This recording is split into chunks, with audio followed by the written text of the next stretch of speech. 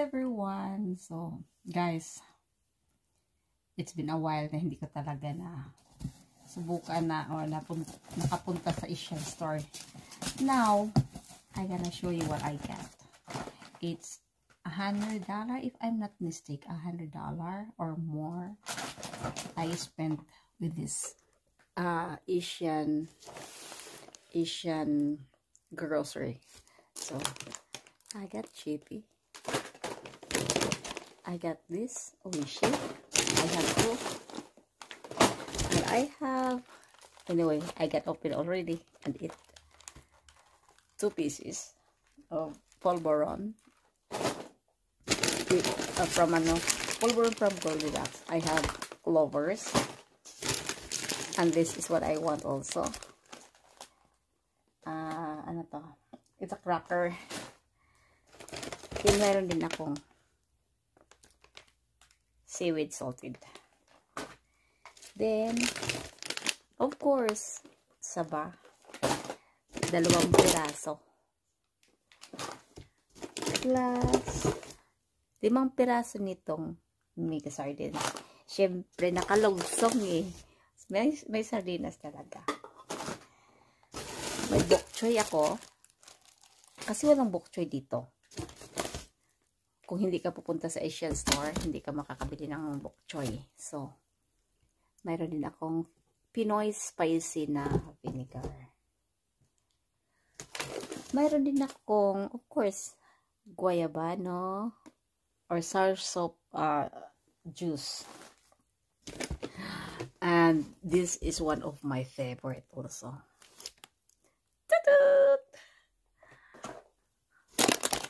So I have more, and I got Pilipit and another one. Since I was wanted to cook some spring roll, I got this. You know how much this one is? If I'm not mistaken, $9, and it's 30 pieces only. But it's big one. Then I have also a toast, crispy toast. Another one, still Pilipit. And of course, kahit mayroon pa akong stock nito, mayroon pa ulit akong panibagong stock. Then, tomato kasi mayroon akong binili na importante sa akin. It's a egg. Salted egg. This is a salted egg. See? It's a salted egg. Hindi katulad dyan sa atin na pula ang kulay. Dito hindi. Tapos, of course, mayroon pa akong bagoong. Ang fish sauce namin lang dito kasi wala ako pang bagoong talaga or salted fish na mabibili dito. So, ito lang muna. And I have here, of course, mga paborito ko talaga siya. Then, another one. And of course, this one. This one is cost I think $10, if I'm not mistaken, $10. And there you go. And another soursop.